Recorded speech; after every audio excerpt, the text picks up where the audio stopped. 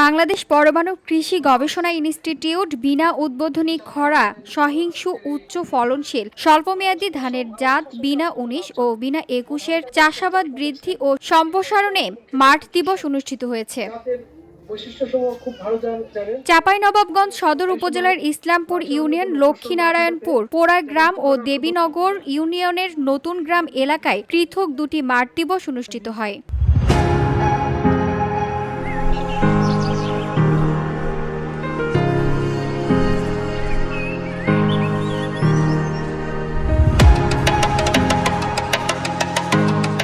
সদর উপজেলার কৃষি অফিসের সহযোগিতায় মাঠ দিবসের অনুষ্ঠান বাস্তবায়ন করে বাংলাদেশ পরমাণু কৃষি গবেষণা ইনস্টিটিউট বিনা উপকেন্দ্র চাঁপাইনবাবগঞ্জ।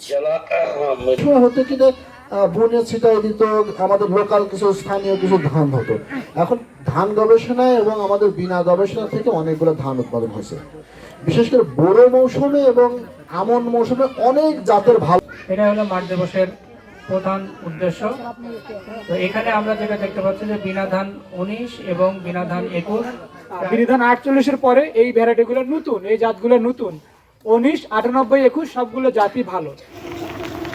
মাঠ দিবসের অনুষ্ঠানে কৃষকদের উদ্দেশ্যে কৃষি কর্মকর্তা ও বৈজ্ঞানিক কর্মকর্তা বলেন, খরাপ্রবণ এলাকা হওয়ায় চাঁপাইনবাবগঞ্জের বরেন্দ্র অঞ্চলের জন্য প্রয়োজনীয় উপযোগী বিনা ১৯ ও বিনা ২১ বিভিন্ন মাঠে এই ধানের চাষাবাদ করে ৯৫ থেকে ১০৫ দিনের মধ্যেই ভালো ফলন পাওয়া গেছে। আগামীতে কৃষকদের মাঝে নতুন জাতের এই ধানের বীজ সরবরাহের আশ্বাস দেন তারা।